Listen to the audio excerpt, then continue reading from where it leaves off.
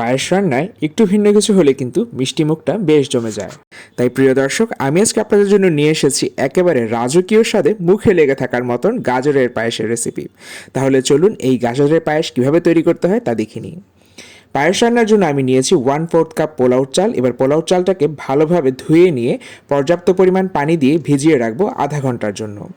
এখন আমি চলে যাচ্ছি গাজর প্রস্তুত করতে। এই জন্য একটা হাঁড়িতে দিয়ে দিচ্ছি 3 টেবিল চামচ ঘি। ঘিটা বেশ ভালোভাবে গরম হলেতে দিয়ে দিচ্ছি আমি বাদাম এবং কিশমিশ কুচি। বাদাম কিশমিশ কুচির কোনো পরিমাণ নেই, আপনারা পছন্দ অনুযায়ী বাড়িয়ে কমিয়ে নেবেন। এবার এর মধ্যে দিয়ে দিলাম 1 কাপ গাজর কুচি। গাজরটা আমি গ্রেটার দিয়ে কুচি করে নিয়েছি, এতে করে পায়েসটা বেশ ভালো হয়। গাজরটা আমি কিছুক্ষণ নেড়ে চেড়ে নিলাম, আর এর মধ্যে এবার আমি দিয়ে দিচ্ছি ছোট 2 টুকরো দারুচিনি, একটা তেজপাতা আমি চিড়ে নিয়েছি, আর 3টা এলাচ। এলাচের মুখটা আমি ফাটিয়ে নিয়েছি, এতে করে এলাচের সুঘ্রাণটা পুরো পায়েসে ছড়িয়ে যাবে। এবার এই সব কিছু ঘিয়ের সাথে ভালোভাবে আমাদেরকে নেড়ে চেড়ে ভুনা ভুনা করে নিতে হবে। আর গাজর ঘিয়ের মধ্যে ভেজে নিলে কি অসাধারণ যে একটা ফ্লেভার বের হয়, এটা আপনারা রান্না করলেই টের পাবেন। প্রিয় দর্শক, 3 থেকে 4 মিনিটের মধ্যেই কিন্তু গাজর এবং ঘি আলাদা হয়ে গেল, অর্থাৎ আমাদের গাজর ভাজা হয়ে গিয়েছে। এবার এর মধ্যে আমি দিয়ে দিচ্ছি আধা লিটার জাল করে নেওয়া ঘন দুধ। দুধের মধ্যে কিছু সরও আছে, এতে করে বেশ মালাই মালাই একটা ইফেক্ট আসবে। এবার এর মধ্যে আমি দিয়ে দিচ্ছি 1 কাপ গুঁড়ো দুধ এবং দিয়ে দিচ্ছি আধা কাপ কনডেন্সড মিল্ক। আমার এই উপকরণগুলো দিয়ে আপনারা পায়েস রান্না করে দেখবেন, কি অসাধারণ যে একটা পায়েস তৈরি হবে দেখবেন। ভালোভাবে আমি সবগুলো উপকরণ মিশিয়ে নিচ্ছি, গুঁড়ো দুধটা মিশে যাওয়া পর্যন্ত নেড়ে যাচ্ছি। এই পর্যায়ে আমাদের কাছে পায়েসটা কিছুটা ঘন মনে হতে পারে, তাই আমি এর মধ্যে আবার দিয়ে দিচ্ছি 2 কাপ পানি।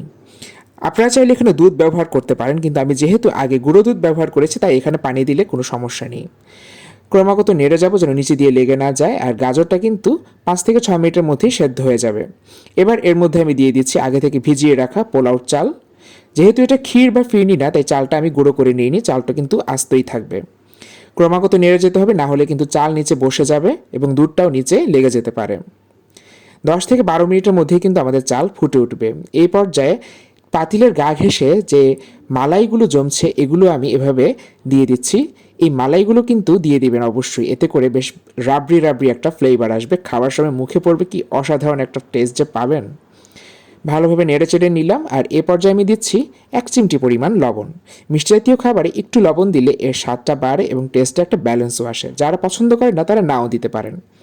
12 মিনিট পরেই কিন্তু আমাদের চাল ফুটে উঠেছে। দেখুন প্রিয় দর্শক, চালটা কিন্তু সুন্দরভাবে ফুটে উঠেছে। এবার আমি এর মধ্যে দিয়ে দিচ্ছি চিনি। আমি এখানে 1/3 কাপ চিনি দিলাম। আর চিনিটা আমি প্রথমে দিইনি, কারণ চালের সাথে চিনি দিলে অনেক সময় চালটা ফুটতে চায় না, তাই চাল ফুটে ওঠার পরে চিনি ব্যবহার করবেন। চিনি দেওয়ার পরে কিছুক্ষণের মধ্যে কিন্তু দুধটা কিছুটা পাতলা হয়ে যাবে, তাই আমরা আরও 10 থেকে 12 মিনিট অপেক্ষা করব এবং ক্রমাগত নেড়ে যাব দুধটা ঘন হয়ে আসা পর্যন্ত। প্রিয় দর্শক, কিছুক্ষণের মধ্যে দুধটা অনেক ঘন হয়ে এসেছে। এবার এর মধ্যে আমি দিয়ে দিচ্ছি 1 চা চামচ ঘি। এখানে আপনারা চাইলে গোলাপ জল, কেওড়া জল ব্যবহার করতে পারেন, তবে ঘি এবং গাজরের ফ্লেভারটাই এই পায়েসের বিশেষত্ব। আমি এরকম পর্যায়ে নামিয়ে নিলাম, আর এটা কিন্তু ঠান্ডা হলে আর একটু ঘন হয়ে যাবে। কি অসাধারণ যে একটা ফ্লেভার পাচ্ছি আমি, আপনারা সেটা রান্না করলেই টের পাবেন। প্রিয় দর্শক, তৈরি হয়ে গেল আমার গাজরের পায়েস। আর আমার রেসিপিগুলো ভালো লাগলে আমার চ্যানেল এবং পেজের সাথেই থাকুন। ধন্যবাদ সবাইকে।